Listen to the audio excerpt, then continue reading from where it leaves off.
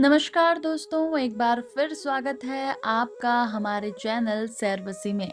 अब जैसे कि अभी तक हम जागरों की बात कर रहे थे, वैसे ही जागर भी 2 प्रकार से लगाए जाते हैं, ये भी हमने आपको पहले बताया। तो आज हम आपको बताएंगे कि जागर में आत्माओं और हंत्या की पुकार क्या होती है। जी हाँ, जागर एक प्राचीन परंपरा है जहाँ भक्ति और अध्यात्म का एक अनूठा संगम देखने को मिलता है। लेकिन क्या आप जानते हैं कि जहाँ भक्ति से भगवान को बुलाया जाता है, तो वहीं जागर के जरिए हंत्या और अन्य आत्माओं को भी पुकारा जाता है। जी हाँ, आज हम आपको बताएंगे कि ऐसा क्यों किया जाता है, ये आत्माएं कौन होती हैं और इनका उद्देश्य क्या होता है। तो चलिए आपको बताते हैं। जागर में भगवान की पुकार।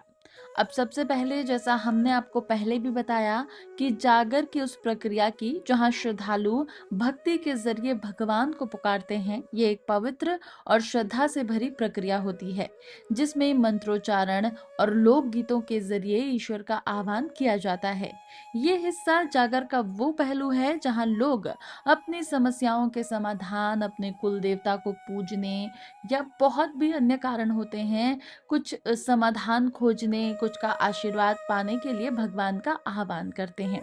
तो वहीं आज हम आपको ये बताने वाले हैं कि इससे अलग जागर में हंत्या को क्यों बुलाया जाता है।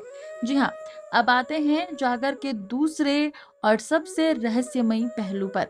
यहाँ न केवल भगवान बल्कि हंत्या, यानी कि पहाड़ी क्षेत्र में आत्माओं को हंत्या कहा जाता है, या ये भी कह सकते हैं कि ये जो प्रक्रिया है जागर की, इसमें आत्माओं को हंत्या कहा जाता है और अन्य विशिष्ट आत्माओं को भी बुलाया जाता है। अब ये आत्माएं कौन होती हैं?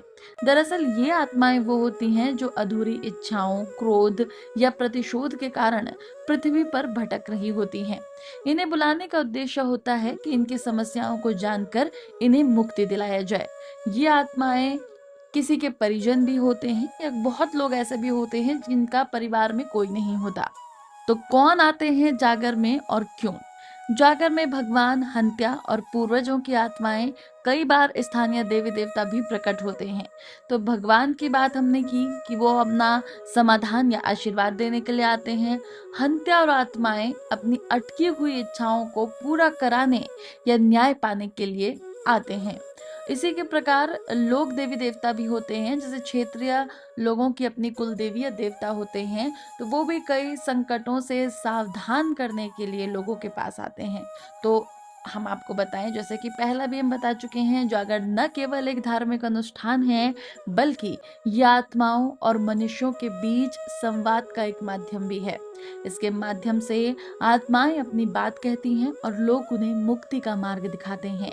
जागर की यह प्रक्रिया हमें आध्यात्म और लोक परंपरा का गहरा एहसास भी कराती है।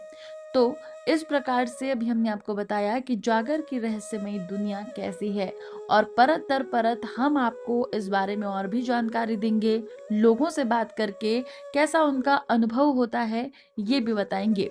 क्योंकि ये एक लोक पर्व है, ये उत्तराखंड का मानिए एक ऐसा लोक पर्व है जो न केवल भक्ति का ही नहीं बल्कि आत्माओं को न्याय और मुक्ति का भी प्रतीक माना जाता है। तो आप बने ही रहिए हमारे साथ और देखते रहिए सैरबसी।